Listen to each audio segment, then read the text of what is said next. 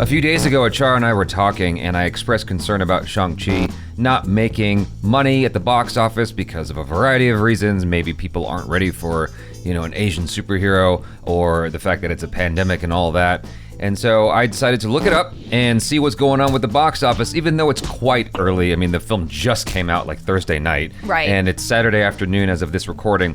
And so there's a couple of tabs I got open here that we'll look at together. ACHARA has not seen any of this stuff. I got a glance. And so we're going to kind of discover it together. The first one is a little bit unhappy. Don't expect a big opening weekend for Marvel's Shang-Chi. Disney may have a China problem. So I kind of, scanned through this, and, it's I'm going to state the obvious, it's pandemic and whatnot.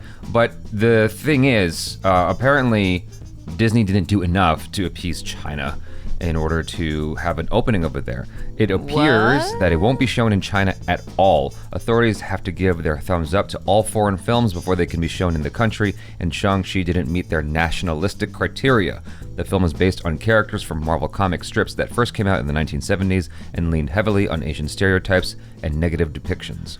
And so, in several Southeast Asian countries where the modern presentation of Shang-Chi could also resonate, many movie theaters are currently closed because of the Delta variant-fueled COVID-19 wave and a slow pace of vaccinations. Yeah, well, I heard that a lot of people, like our Indian audience, were not able to go watch it in theaters because there are no theaters to go to. Unfortunately for Disney, which is already facing a slow recovery in theatrical revenues from the COVID-19 pandemic, those box office proceeds will be absent for Shang-Chi.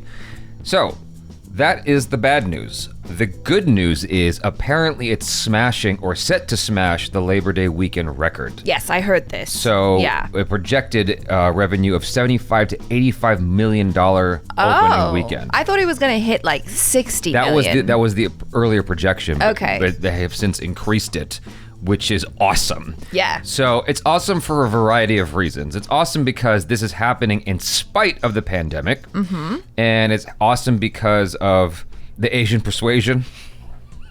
You gotta give it that gold open, baby. ACHARA was definitely a contributor of that. Having already watched it at the screening, I was like, I'm good. I don't need to pay to watch it. I was like, oh hell no. I've done my part. No, I'm gonna pay. I'm gonna buy that ticket because the box office matters, because we need to show Disney, and we need to show everyone that people are ready for an Asian superhero lead. Absolutely. Yeah. But I feel like we've been doing our part in continuously talking about the movie and promoting it and whatnot, doing an interview with the director. Like, it's been on the conversation, or it's been in the conversation a lot. So I'm like, no, we're doing our part, So that's my feeling about it. However, that being said, I am going to go watch it again tomorrow.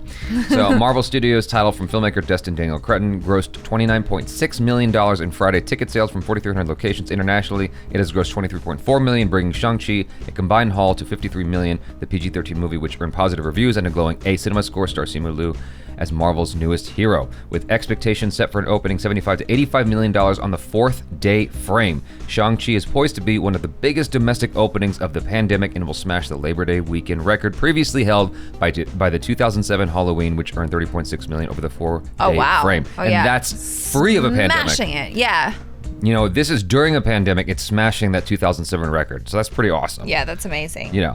Shang-Chi, first Asian American Marvel superhero movie, resurrecting box office and breaking Labor Day records with $75 to $85 million. That's the other part of that's so marvelous. Is that it's Simu Liu isn't someone that's a household name, and the character of Shang-Chi is not someone that everybody knows. This is a brand new character entering the MCU, with a guy who is not the most well known, and yet it's still smashing records. So that's pretty remarkable, Yeah, totally. And you know what? Initially, when I booked my ticket, I booked it at 7 p.m. on a Friday night at Universal, which they have a lot of theaters, and a lot of the theaters were showing this movie. And initially when I booked it, I was like, oh wow, there's a lot of available seats. And I was a little bit worried because I thought, maybe it's not going to do as well. Maybe people aren't going to come out to watch it in the movie theater. But by the time it rolled around and I got to watching it in the theater, there were a lot of people. It was nearly completely packed. Yeah. Which is a little bit scary, to be honest. But very cool for the movie. Yeah, it's like you're happy but also frightened at the same time. Yeah. I was like, dang it, I was hoping this was going to be, a little bit more spaced out, but okay. Disney is proving they can open a Marvel movie anywhere on the calendar, even during a pandemic, as Marvel's Shang-Chi and the Legend of the Ten Rings posted the third best opening day during the pandemic with 29.6 million, just behind F9's 29.9 million. That is super close, considering the fact that F9 is a franchise that is long running with a cast that everybody knows. It's like, that's actually quite remarkable. Yeah. I mean, Shang-Chi does have Awkwafina. We've been sort of dancing around that. None of these articles have mentioned her name. I think that she's got pull. She does have pull, but Yeah. does she have as much pull as Vin Diesel? Family. No. It's all about No, family. not at all. But she still does have a degree of pull. I mean, she's been doing good. Yeah, she's been doing really well. Every yeah. movie she's been in has been really, really good. Yeah. So at least as far as I've been keeping track of. On a 3-day measure, Shang-Chi is estimated to bring in 67.8. That's closer to what you were thinking. Yeah. So yeah, I mean, that's pretty wild. That's awesome. Yeah. That's fantastic news. It just makes me happy to hear this, because I was genuinely concerned. I mean, there's still a degree of concern with the fact that it's not going to be shown in China at all. But maybe China will have a change of heart once, I don't know, they see that the rest of the world is enjoying it. This is the last one I'm gonna look at. It says why it matters. A few recent box office hits like Candyman and Disney's Free Guy prove that consumers are still willing to go to the theater despite the Delta variant, but Yes. overall the box office is still pacing far behind the 2019 totals and likely won't be able to recover meaningfully until 2022. Yes, but even if some consumers are comfortable returning to the theaters, the pandemic-driven shift to streaming means that movie studios will want to continue experimenting with hybrid releases. So this isn't coming to streaming just yet, but I think they've got 45 days in the theater before it comes to streaming. So I feel like that's a good run. yeah. That's a pretty good run. I mean, obviously more time would be great, but the big picture, it's clear that the box office won't return to pre-pandemic levels anytime soon. Be smart. One genre that has been able to reliably produce big numbers for studios that are wary of putting their most expensive action films out is horror. Horror films tend to be the lower budget, so there's less profitability risk.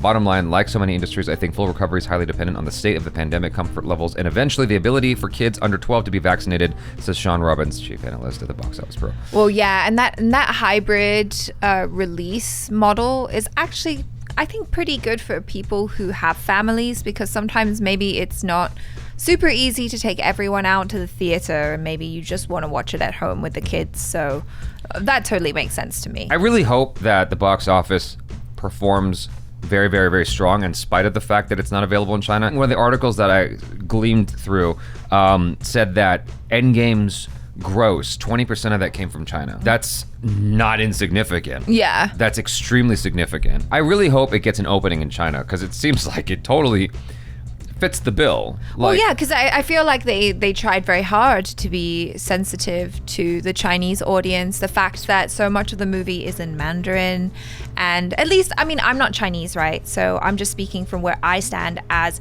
an Asian person living here in the States. But at least for me, I didn't find it disrespectful to the culture at all as a fellow Asian. Now, do I understand all the nuances of Chinese culture specifically?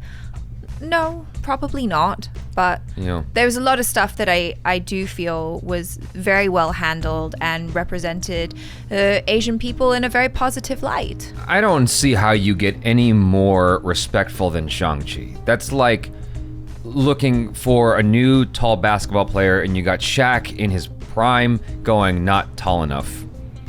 It's Right. at the same time, I'm excited to see what the box office pull is without China, because maybe this can usher in, ironically, a new era where maybe we're not so the studios aren't like trying so hard to depend on China's box office receipts. Sure, yeah. It'd be yeah. nice to be free of that. Who knows what will happen? You guys let us know your feelings in the comments below. Thanks for hanging out. I'm Jaby Koay. This is ACHARA KIRK. Peace out.